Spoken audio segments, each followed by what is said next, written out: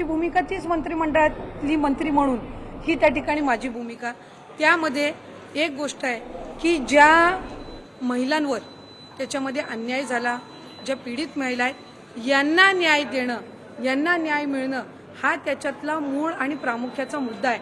आणि त्या संदर्भामध्ये आम्ही मुख्यमंत्री महोदयांनाही विनंती केली, एक महिला म्हणूनही केली, एक लोकप्रतिनिधी म्हणूनही केली आणि महिला व बालविकास विभागाची मंत्री म्हणूनही केली की त्या पीडित महिलांना न्याय मिळाला पाहिजे एक, आणि त्याच्यामध्ये जे कोणी दोषी असतील त्यांना कठोरातली कठोर शिक्षा ही त्या ठिकाणी झाली पाहिजे। मंत्री नरहरी झिरवाळ दिसले नाहीत कॅबिनेटमध्ये, त्यांच्याबद्दल त्यांच्यावर राजीनाम्याचा दबाव आहे का?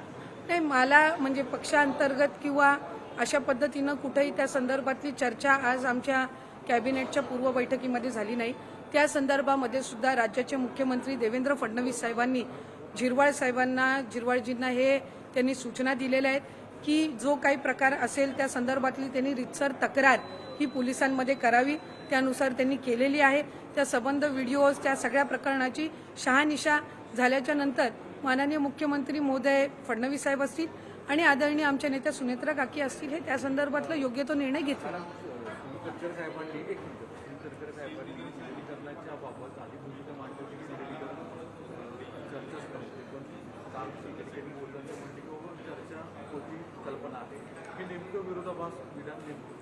नाही, त्यांनी सुरुवातीपासून ही भूमिका घेतली की दादा असतानाचं विलनीकरण आणि दादांच्या पश्चातलं विलनीकरण हे दोन वेगवेगळ्या बाबी त्या ठिकाणी आहेत। सुरुवातीच्या कालावधीमध्ये जो काही संबंध आवाज करण्यात आला विलनीकरण दादांची शेवटची इच्छा, त्यावेळेला खऱ्या अर्थानं दादांचा झालेला अपघात, त्या सगळ्या संबंध परिस्थितीमध्ये लगेचच विलनीकरणाची जी चर्चा सुरू झाली त्याच्यातून एक संभ्रमाचं वातावरण हे त्या निमित्ताने झालं। आणि जसं त्या म्हणजे आदरणीय पवार साहेबांच्या राष्ट्रवादी काँग्रेस पक्षाच्या नेत्यांमध्ये एक संघटितपणाने त्या संदर्भामध्ये चर्चा झालेली होती, तशा पद्धतीनं संघटित चर्चा ही राष्ट्रवादी काँग्रेस पक्षाच्या अजितदादांच्या पक्षामध्ये झालेली नव्हती। या संदर्भामध्ये त्यांनी त्यावेळेलाही भूमिका स्पष्ट केली आणि काल परवामध्ये झालेल्या त्यांच्या याच्यामध्ये त्यांनी सांगितलं की कुणीही आदरणीय सुनेत्रा काकींना दादांच्या पश्चात राष्ट्रीय अध्यक्ष म्हणून करा, त्यांच्या नेतृत्वामध्ये आपण सगळे एकत्रितपणाने काम करू, अशा पद्धतीची काही भूमिका त्यावेळेला आली नाही। त्यामुळे एक संभ्रमतेचं वातावरण हे दोन्ही बाजूनी तयार झालं। विकास लवांडे म्हणतात की दुटप्पी भूमिका आहे सुनील तटकरे यांची। नाही, त्यांची भूमिका त्यांनी बघावी। खरं तर मला म्हणजे एक आश्चर्यही वाटतं, एक कुतूहलही मला त्या बाबतीतलं आहे की ते एका वेगळ्या पक्षाचं प्रतिनिधित्व करतात, आम्ही एका वेगळ्या पक्षाचे कार्यकर्ते आहोत। असं असताना त्यांना रोज आमच्या पक्षामध्ये काय चाललेलं आहे ह्याच्यासाठी वेळ कुठनं मिळतो?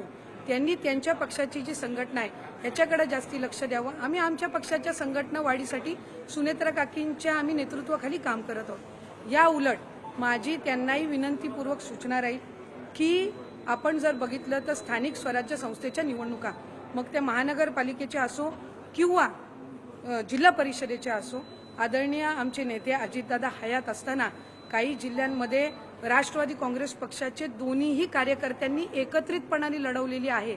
आज ते जिल्हा परिषद पंचायत समितीमध्ये महानगरपालिकेमध्ये त्या ठिकाणी काम करत आहेत।